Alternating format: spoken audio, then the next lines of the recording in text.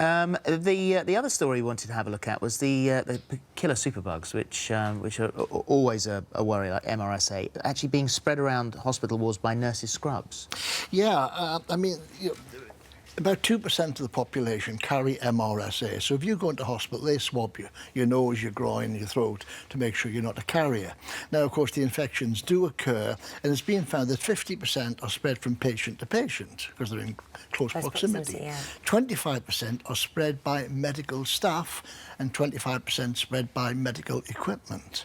So, of course, doctors and nurses are seeing a lot of patients every single day. They're being in contact, and Well, they were finding it in their pockets, weren't they? Well, yeah, the two places that were most contaminated were the sleeves. So they've got short sleeves, I mean, for one reason, but the hands go there when they're talking, and in the pockets. So they were the areas of greatest contamination. However, look, and the advice is they should wash the hands after seeing every patient, whether they've contacted them or not, right?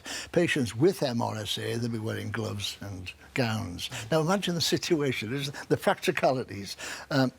Say the nurse has seen the patient and she's going to wash her hands before seeing the next patient. Let's say she's picked up a bug from that patient, so her hands are contaminated. She goes to wash her hands, she turns the taps on, contamination from hands to taps, washes the hands go back on the taps, recontaminated.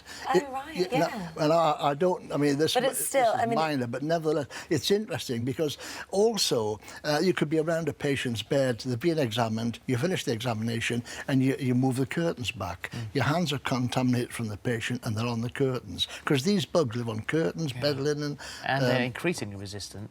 Yeah. And they seem to be quite powerful little things. Yeah.